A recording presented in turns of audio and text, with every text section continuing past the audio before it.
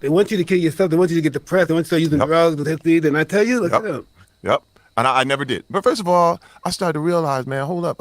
Now you gotta. I'm gonna finish this story with what happened with my father. Years later, I came back, and you know what I did? I apologized to him. I apologized to my father. I said, man, look, I should have never done that. I was out of sorts. I said, even though you were wrong, I made myself even more wrong. And I said, dude, I said, you know what? Terry Crews, I said, I am thankful. I said, if I had a chance to pick my parents, I would choose you. Mike, he started crying, dude. Now, first and foremost, can I just say this?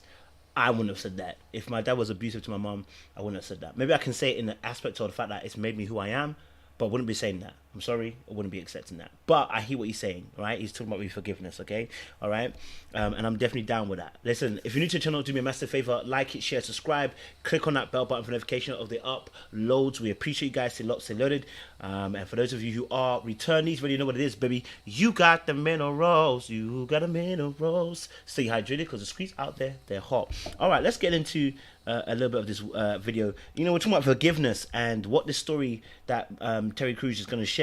Very, very powerful. We're talking about forgiveness. I said it in the other video that I did, part 1. I was like, forgiveness is not for you. It's not for them. It's for you. It's for you can be released. But sometimes it does what he's about to say happens, right? Let's get into it. He started crying. He was like, I'm sorry. I'm sorry for what I did to your mother. I'm sorry for what I did to y'all. It was messed up. See, man, that's all we looking for, man. Like look, I'm a grown-ass man, but we are just looking for people to recognize us for who we are and literally look at us and love us anyway. Well, I'm too scared to ask my father. He wouldn't dare give me no fucking forgiveness. Are you fucking crazy? Hey, I listen. No, you fucking crazy. But you gotta understand, I didn't know what he was gonna say. I was ready for anything. I was ready for fuck you, man. Get out of here. I was ready for that. Exactly. I was ready for that. Don't touch me. Get out of here. Woo, woo, woo. But this is the thing. When he broke down, I gave him a hug. And I'll be honest with you, we still don't talk. It ain't like we became buddies. Forgiveness ain't about like all of a sudden nothing happened. Forgiveness is for me. Forgiveness is so I can move on, so I can just like wipe my hands and go to the next step. But accountability is different. Accountability says, hey man, I don't trust you. And you're going to stay way over here. But I forgive you, but I also know who you are.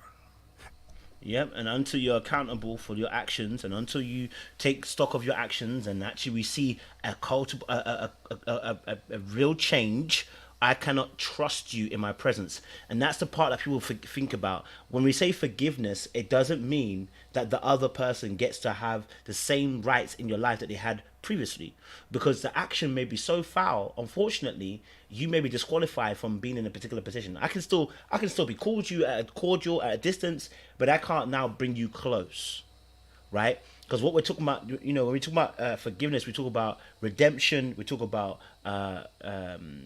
restitution, we talk about justification, sanctification. This is actually scriptural. This is actually gospel and what salvation actually is, right? The package of what forgiveness is, because that's the original forgiveness. Forgiveness is not a man's concept. It's a God concept. It's a Christian concept, forgiveness. I know some people might not agree with that. That's their business, okay? The original concept of forgiveness is a package deal. Okay, and so in order for there to be a union between myself and you, there has to be some restitution. There has to be some level of change in that individual person. There has to be some sanctification that person goes through where they're being changed within. And when that change is within, you show me outwardly what's happened within. That's gospel, right? Because the Bible talks about the fact that, you know, work out your salvation. What it really means is show that you have those muscles. You said it mean that you got the Holy Spirit in you. Show me outwardly, right? Because not necessarily to work it out, but what it says is if you're really working out with the Holy Spirit, it will show. The same way my muscles show my body. I go to the gym, it shows, right? You can see it. And so as you spend more time with God, you should be able to see the presence of God on me. You shouldn't have to try and dig deep to find it. I should have to work. You go to the gym.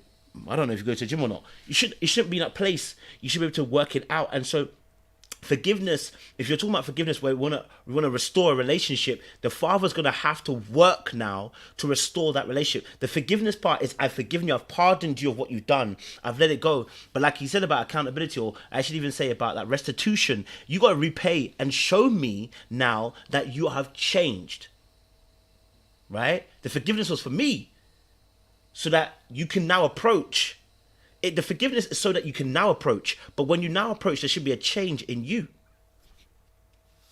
Man, that's some real stuff right there, man.